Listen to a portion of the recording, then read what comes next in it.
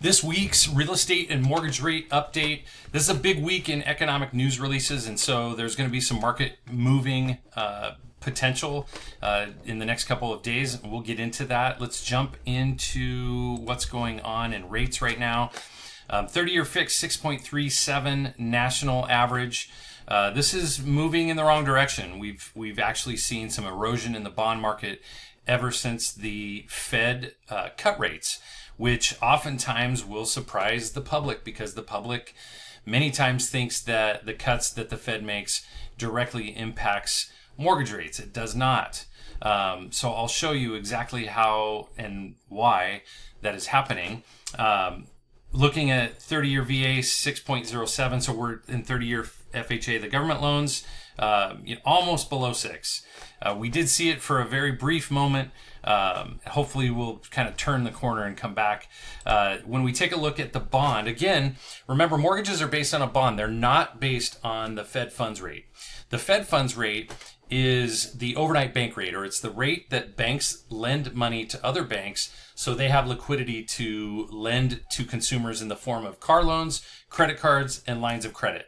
It does not impact directly mortgage rates. And so what happened was on the 17th, we saw a quarter point cut by the Fed, and immediately we started to see erosion in the bond market.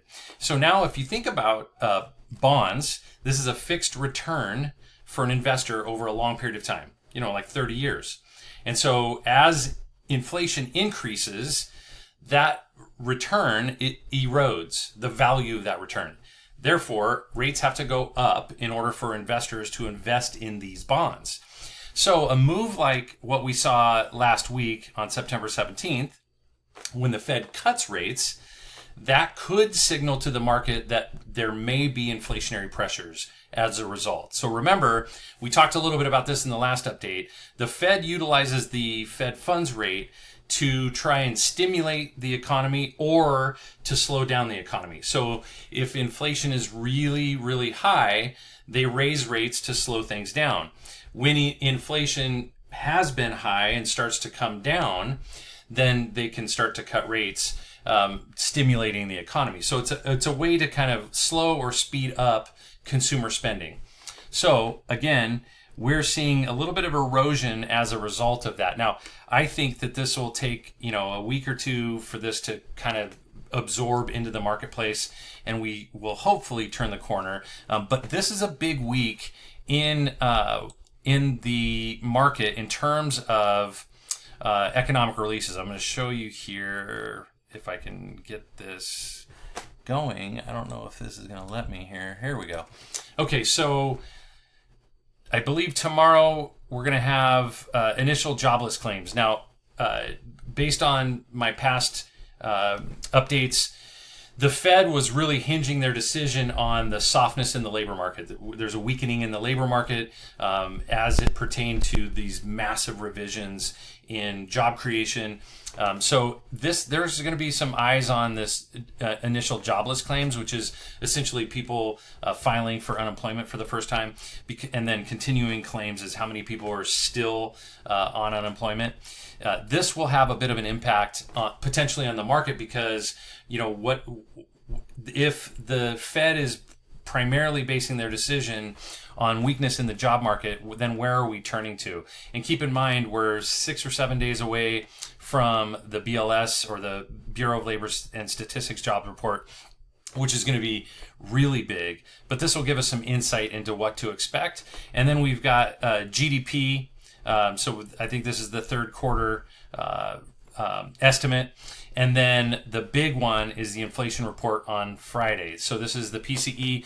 This is the one the Fed really utilizes to make determinations with regard to cutting rates or increasing rates. And so if we see this kind of flattening, that could really benefit the bond market, which in turn would benefit mortgage rates. The last thing that I wanted to just quickly touch on is we saw some historic movement in new home sales. month over month over 20%, year over year over 15%. Those are big numbers. And what this is leading us to believe is that there's a lot of pent up demand. So this is for August. So a lot of these people would have locked in, potentially at the end of July or early August. And so it doesn't really take into effect the most recent really low rates the last couple of weeks. And so what will really matter is kind of the next one. September's report, if we continue to see this kind of movement in new home sales, this could lead us to believe that a lot of this pent-up demand with people wanting to start families, new home formations, and so forth, what we've talked about in the past about really what leads to new home sales, that will really be an indicator as to whether or not this pent-up demand is going to kind of continue and continue to support a healthy real estate market. So stay tuned. There's going to be a lot of upcoming information, particularly as we see how the inflation report comes out and how the jobs report comes out. That's really going to dictate a lot of not only what happens in the bond market, but also what the Fed's going to do with potential cuts down the road. All right. Thanks so much. Talk to you soon.